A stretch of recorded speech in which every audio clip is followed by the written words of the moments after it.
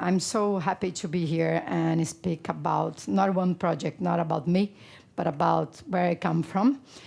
I'm not from Rio, I'm not from São Paulo. I came from South Brazil, and I live in one of the best cities in Brazil to live. So all South Brazil, it's a lot of European people. My grandmother come from Italy, and Luca. My grandfather come from Lebanon. They come after the war. And almost South Brazil are made from Germany, Polish, Lebanese, Italian. And so I grew up in a family who's, for my grandfather, he always, it's a funny story because when you married, you have to look your husband plate. If have food, he left food in the plate. It's not good guy to marry because he doesn't care about who produce, about money. And I always grew up with that. When my husband came the first time, 16 years ago, I told him, please eat everything. Even the watermelon seeds, don't leave anything in the plate. My father is agriculture, like normal agriculture. In Brazil, we have a big problem with the pesticides. And in 2012, I was in my father's place. I come from countryside. My father is still living there. Now I'm living in the capital of the state. And then I was reading a magazine, like agriculture magazine, and was this big article about the pesticide in Brazil. So in that year, in 2011, in Brazil, 1 billion liters of pesticides was consumed by the people, 5 liters per person. In Brazil, 14 pesticides are banned in the whole world. It's allowed in Brazil. So, and then I was like, wow. And then I asked my father, did you use that? And he's like, yeah, it's for you survive as agriculture. And I said, no, I need to do something. And in that year, the mayor of my city is still the mayor. It's one guy who want to change. He always want to do something for the city. And then I come to him and I said, we need to do something in the city and for the people. 95% of the people in Brazil are this one who doesn't have access to organic. They doesn't know. Like if you see in Brazil, 5% of the people made more than $1,000 per month. The other 25 doesn't make even that. So we need to be food for them. How are we gonna do that? So we create in 2011 is already beginning, but when not me, but other people who get into the project was in 2012, the urban gardens. How we found the land? We have a lot of big companies like Renault in South Brazil, Peugeot, electrical companies, train companies, who has the land, and the land was just left there. Like the electrical company who is working with us today has more than 50% of the urban gardens. I have the electrical in the top, and in the bottom was just left there, and then was drugs and prostitution and garbage. And so we create the project. So they give us the land, and we're gonna ask the community. So we're gonna give the land to the community. So the community have even 100 meters or 50 meters. They have to do, if you get your land, you have to do your own compost. So we get the community, we make the water, with our own hands. And I asked a friend of mine who is owner of the big seed company in Brazil, asked them, do you want to be part of the project? And she's like, yes. So she gives seeds for all the gardens in Curitiba. And I asked other friend of mine who work in the university who has like the indigenous seeds for he can give the seeds to us to the projects. So we start the projects. I'm not going to speak because I don't have too much time, but today, we have 27 urban gardens, 19 gardens, it's 89 in the total. 27 urban gardens is neighborhoods, community gardens. 19, it's an institution, and 22 is in the schools. So we have in the total 200,000 meters of urban garden in the city. It's the only city in Brazil we approve it by law. Everywhere you have a space to grow your own strawberries or lettuce, you can do it. And today in the garden directly, we have 6,300 people work in the garden. And that food is not for sell food. Is for them to eat better. So in each 100 meters, they can do whatever they want. And it's 15,000 people who have food provided from the garden, like sisters, daughters, sons, whatever. Yeah. And if they have leftovers, they have to give to the schools or they have to give to institutions. And that's one project, started in 2012. And then you meet people. Everything is about connection. And my mom always tell me, it's better you hear people than you talk. And so I met this guy in an airplane, Felipe. Today he's a good friend of mine. And he was coming back from Costa Rica. I was flying São Paulo to Curitiba. And we sit near. And then I was reading a book, and then he asked me, where are you from? And I asked him, and then he worked with bees, native bees, stingly bees. And I said, we need to do something. And he's like, yes, and I'm really enthusiastic, and I love create things. And he said, yeah, let's do something. So we create a project. It's with the city mayor. When we come to the mayor said, what do you guys think? No, it's impossible. It's impossible. So our project is to put 5,000 bee houses around the city, like everywhere. And then why? You guys gonna try the honey. So this is stingly bees, really small bees.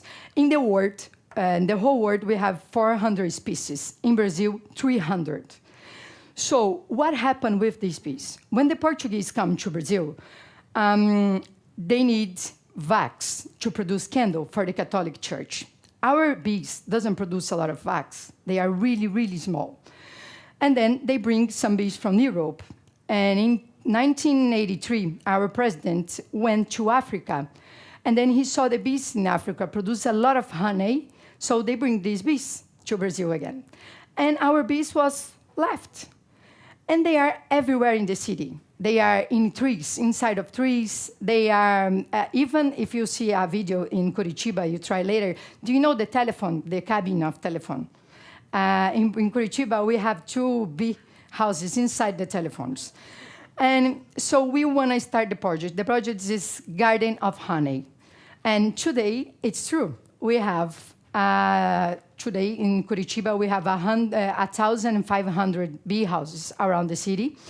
And everywhere, school, parks, museums, even in the street, if you walk.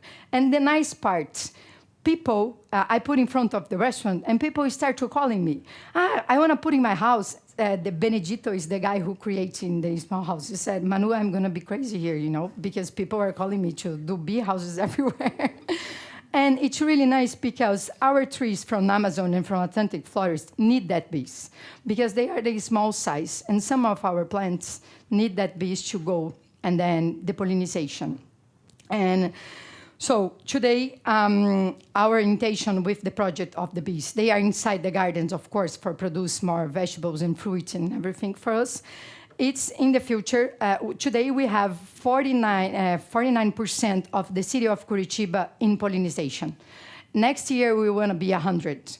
And we already have the project. The project is 2 big companies today want to do the project. We create bee hotels. And we create these bee hotels with Airbnb and Booking. So they can do hotels for bees and put all over the city. And that's his idea. We had, always like talking, let's do something. And these people were looking at us and said, wow, these people are doing something, so we need to do. And today, this year in November, we're going to do new restaurant. In Curitiba, we have 10 popular restaurants for the people. It's 25 cents of dollars you can eat. Everything is organic, the vegetables. we're not meat and fish is not yet, but in the future. And today we are doing this first popular restaurant in the world. We research and we never see something like that, but it's 25 cents the meal, 500 meals per day. And the energy is self-sufficient. The urban garden is going to provide all the food for we can cook. The building, the area is 3,000 meters, and the area is donated by a company. And the water is going to come from the rain. We're going to do everything really sustainable for we can serve the food and people can understand. So who is these people? Where is this restaurant? This restaurant is the poor neighborhood in Curitiba. And we can teach. That's about information and education. We need to provide information and education to people can understand what they can do in their home. That's why the urban gardens have the compost in each garden. They have to do their own compost, so they bring the trash from their house. And they understand what is about compost, what is about, I don't know if you know, but compost is just like a personality. If you go in the garden and said, why you put lemon? Lemon is really good for the compost. I put eggshells is much better. So it's like how people believe. We call like a personality. And this is the last project. I'm going to show a video. I don't have too much time. It's the urban farm. It's a big, big project. It's for January. We're going to open. What is this for? It's to add a lot of techniques of planting and cultivation. So you have a farm, you are a producer, but you don't know how you can beat the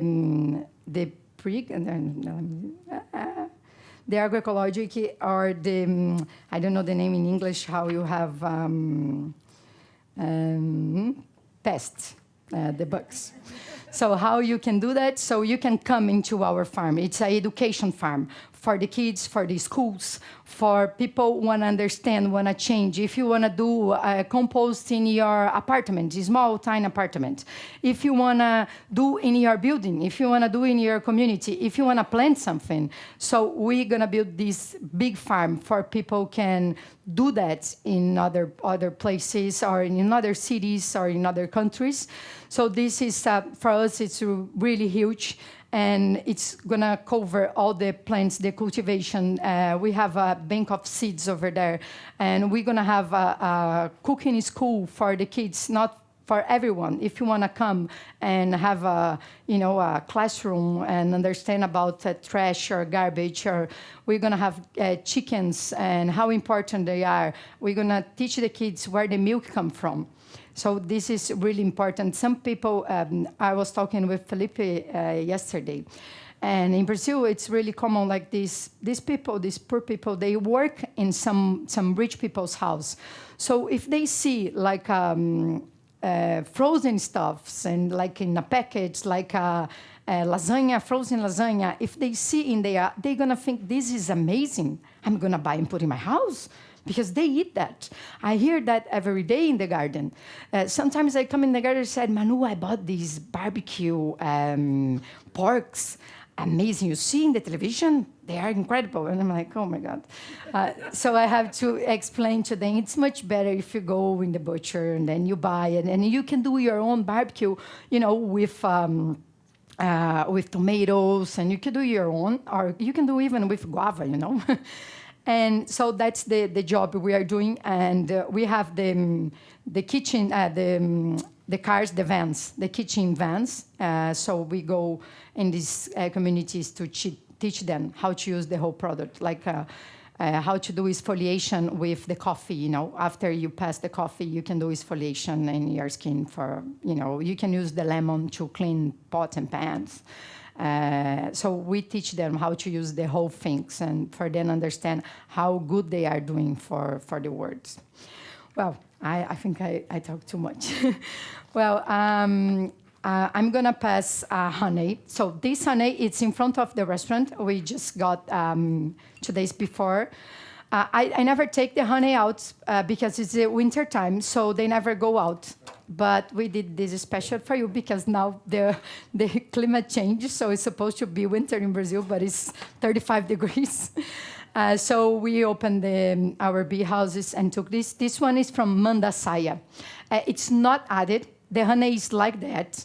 The honey, these bees, the honey fermented inside the small houses. So we have a lot of types of bees. This one is one I really love it, Mandasaya. It's come from the name from a city from my state. So I really, not just because it's from my state, but it's really amazing honey. So you can open and try it.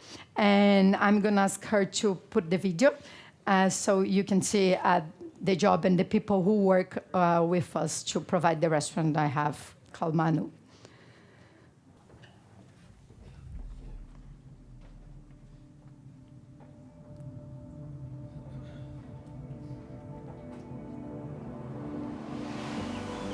To eat is to connect with the whole. So, let's make a pact for a day. We sit at the table, turn off our cell phones, the television. We make ourselves present for those who accompany us, talking softly, as someone speaking about love would do. And, if alone, we think about ourselves with the same grace of that song that made us sleep one day, when we still didn't know the difference between the self and the breast of our mothers. In the midst of smells, flavors, with all the reverence that naturally grants lightness to gestures. With respect for the sacred, we take the food to the mouth. The papilla dilates.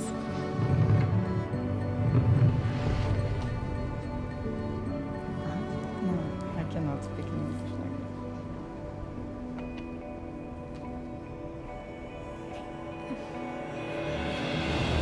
Sun, water, air, earth, fire, insects, pollen, hands, sweat, death, life, time, creation. All this is made and unmade by each miraculous bite. Tiny miracles, yes, weaved by infinite stories between our teeth and tongue.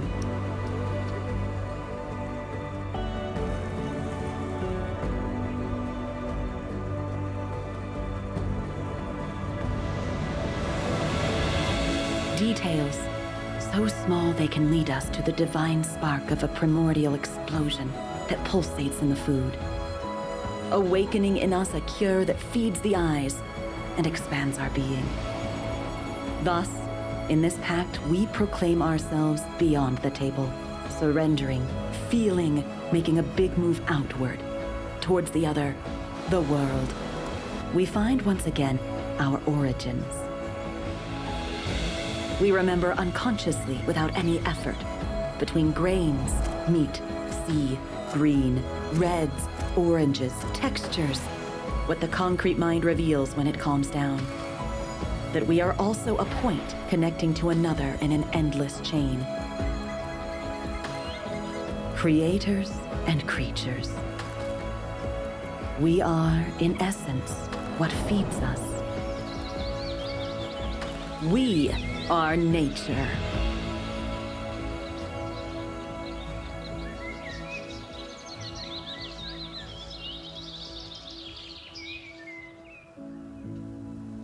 Thank you.